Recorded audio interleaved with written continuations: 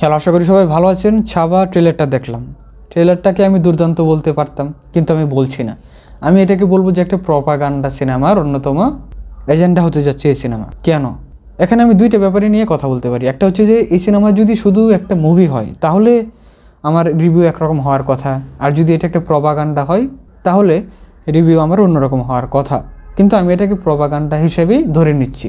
তাও আমি শুরুতে বলি যে আমি যদি এটা ট্রেলারকে শুধু একটা সিনেমার ট্রেলার হিসেবে দেখি তাহলে বলবো এটা একটা ভালো ট্রেলার হয়েছে, তবে দুর্দান্ত না। কেননা একটা ভালো সিনেমাতে যারা হিরো অথবা অ্যান্টাগনিস্ট সবগুলা ক্যারেক্টারকেই মনে করেন যে তাদের ভালো এবং মন্দ সাইড দুটো দিকই দেখানো হয়। কিন্তু এই সিনেমার ট্রেলারটা প্রায় 3 মিনিটের উপরে। এর মধ্যে এই ট্রেলারটার বেশিরভাগ জুড়েই শুধু ভিকি কৌশল আর অক্ষয় খান্নার সিন অল্প। তাতে বোঝা যাচ্ছে যে সিনেমাতে পুরোটা ব্যাপার জুড়েই থাকবে মারাঠাদের কাহিনী, অর্থাৎ ভিকি কৌশল এবং তাদের কাহিনী, এবং অক্ষয় খান্না বা আওরঙ্গজেবের কাহিনীটা কম দেখানো হবে এবং তার ইমোশনাল ব্যাপারগুলো কম দেখানো হবে। তাকে হয়তো বা অ্যান্টাগনিস্ট হিসাবেই দেখানো হবে।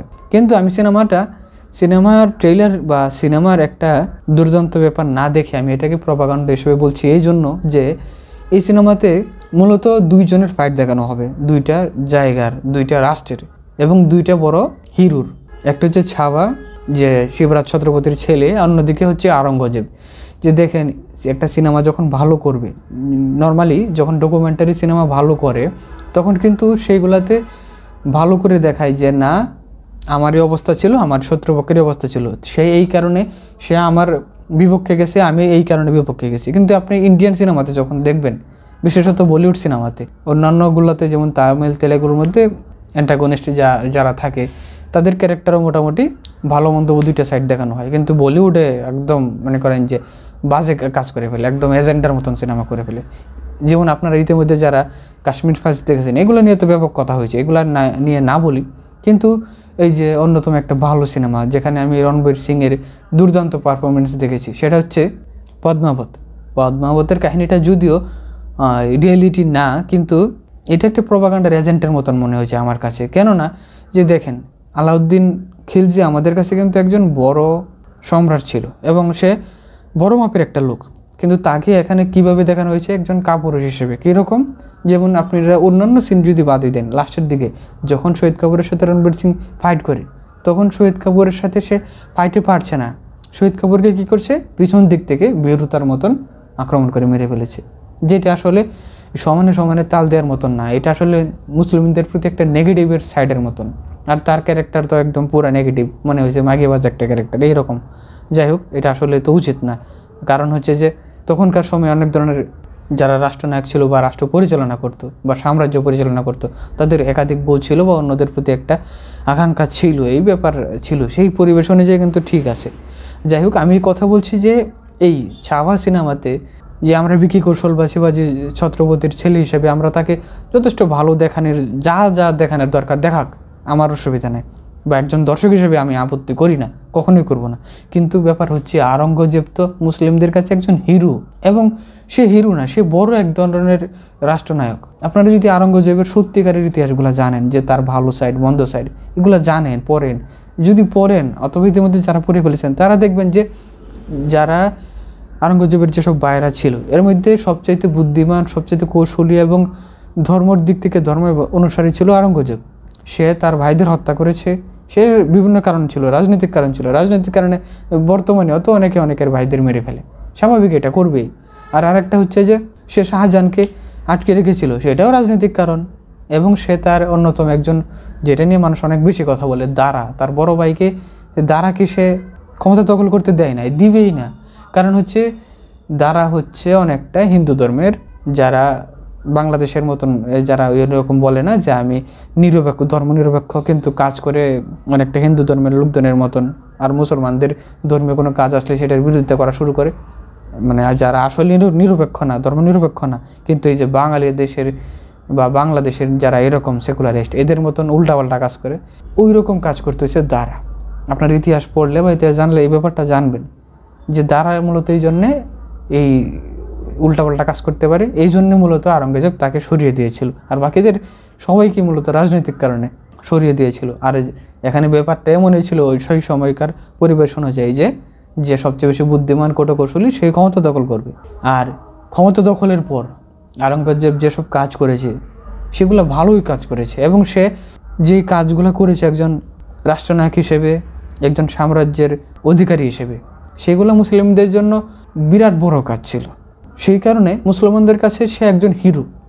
আর এই ট্রেলারের মধ্যে আমরা ইতিমধ্যে দেখে ফেলেছি, যতটুকু সিনই তার দেখা যাচ্ছে, যা কথা বলেছে, এগুলো হচ্ছে যে তাকে আমরা নেগেটিভ হিসেবে উপস্থাপন করতেছি, বা আমাদের কাছে এগুলো করছে। আসলে এইরকম সিনেমা করে পদ্মাবত হোক, কাশ্মীর ফাইলস হোক, আর এখন এই যে একটা দুর্দান্ত সিনেমা ভাবে একটা সূক্ষ্মভাবে নেগেটিভ একটা ব্যাপার দেখা দিচ্ছে, দেখিয়ে ফেলেছে ট্রেলারের মধ্যে, এবং সিনেমাতে আরও ভালো করে দেখাবে সূক্ষ্মভাবে যে এখানে যত হিংসাত্মক কাজ, ধ্বংসাত্মক কাজ শুধু মুসলমানরাই করে। কিন্তু আওরঙ্গজেব যে মুসলমানদের সাইড থেকে একজন বড় হিরো, সেই ব্যাপারটা দেখাবে না এবং দেখায়ও না। বলিউড সম্পর্কে যেসব আমি বলিউডের প্রচুর সিনেমা দেখি, কিন্তু তাও চেষ্টা করি বেশি সিনেমা দেখার, না হয় এসব প্রোপাগান্ডা সিনেমাগুলো দেখে শুধু শুধু মেজাজ খারাপ হয়। তো বলবো যে এই সিনেমাটা যদি আপনারা দেখেন তাহলে শুধু সিনেমা হিসেবেই দেখেন, হয়তো ভালো লাগবে, বিকি কৌশল বা মারাঠাদের কাহিনীগুলো দেখবো। কিন্তু এটা তো ভাই শুধু একটা সিনেমা না, এইটা দুইটা রাষ্ট্রের কাহিনী, মারাঠাদের কাহিনী, মুঘলদের কাহিনী। আর মুঘলদের মধ্যে আওরঙ্গজেব একজন হিরো, তাকে এখানে নেগেটিভ হিসেবে দেখানো হয়েছে। হিসেবে বলবো যে এটা একটা এজেন্ডামূলকের মতন সিনেমা হতে যাচ্ছে। এই ধরনের সিনেমা ফ্লপ করা উচিত, না দেখা উচিত। অন্তত আমি দর্শক হিসেবে এই ধরনের সিনেমা দেখার ইন্টারেস্ট ফিল করি না। যদি আমরা মারাঠা বা অন্য যে কারো ব্যাপারে দেখি, সেখানে ভালো সিনেমা দেখানো দরকার, যেখানে দুই পক্ষই মানে সমানে সমান থাকে। যে আমি মারাঠাদের ইমোশনাল বা সব কিছুই দেখাবো, তাদের রাজনৈতিক ব্যাপারও দেখাবো, মুঘলদেরও ইমোশনাল ব্যাপার, রাজনৈতিক ব্যাপার সবই দেখাবো, তাহলে হবে। যেমন আপনারা যদি দ্য কনস্টান্টিনোপল ডকুমেন্টারি সিরিজটা দেখেন, 6 পর্বের একটা ডকুমেন্টারি সিরিজ, সেইগুলোতে দেখেন আপনারা যে কনস্টান্টিনোপল যখন মুসলমানরা দখল করে ফেলেছে বা ফেলতেছে, সেই সময়কার যে মেহমুদ অথবা কনস্টান্টিনোপলের যারা রাজা রয়েছে বা তখনকার যারা ক্ষমতাশালী, তাদের দুটো সাইড এবং তাদের দুটো দিকের যে রাজনৈতিক ব্যাপার, ইমোশনাল ব্যাপার সব সমানভাবে দেখিয়েছে। কারণ এইগুলাতে ধর্মভিত্তিক একটা ব্যাপারও আছে।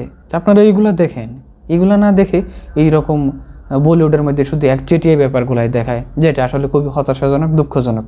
এর সাথে যদি সাউথ ইন্ডিয়ান সিনেমাগুলোতে কাজ করে তারা এরকম দুই রাষ্ট্রের ঘটনা নিয়ে, যুদ্ধ নিয়ে, তাহলে তারা অনেকটা চেষ্টা করে নিরপেক্ষভাবে সেগুলো উপস্থাপন করার, দেখানোর। সেই হিসেবে বলিউডকে বলবো, শেম হোক ভাই, এসব সিনেমা আরও নিরপেক্ষভাবে করা উচিত। ট্রেলার দেখে আমার কাছে মনে হয়েছে যেখানে যে এটা এজেন্ডামূলক সিনেমার হতে যাচ্ছে, সেই জায়গায় সিনেমা কি দেখবো, সিনেমার প্রতি আমার ইন্টারেস্ট লাগছে না। তবে যারা সিনেমা দেখবে তারা যদি শুধুই মুভি হিসেবে দেখে তাহলে দেখতে পারেন, ভালো সিনেমা হবে।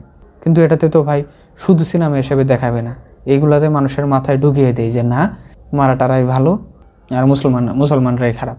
আর সবশেষে বলবো যে একটা প্রবাদ বাক্য মনে রাখেন, মনে রাখার দরকার নাই, স্মরণ করেন। খোকা ঘুমালো, পাড়া জুড়ালো, বর্গি এলো দেশে, বুলবুলিতে ধান খেয়েছে, খাজনা দিব কিসে। এই যে আতঙ্কের বর্গির, এই বর্গি কারা? মারাঠারা। এটা আমরা না জানলেও এই প্রবাদ বাক্যটা জানি। যাই হোক, এই হচ্ছে আমার কথা এই সিনেমা নিয়ে, এই সিনেমার ট্রেলার নিয়ে। এবং আপনাদের ট্রেলারটা কেমন লেগেছে বা সিনেমা দেখার প্রতি কতটুকু আগ্রহ নিয়ে বসে আছেন, সেটা আমাদেরকে কমেন্টে জানাতে পারেন। আজকে তাহলে এ পর্যন্তই, সবাইকে ধন্যবাদ।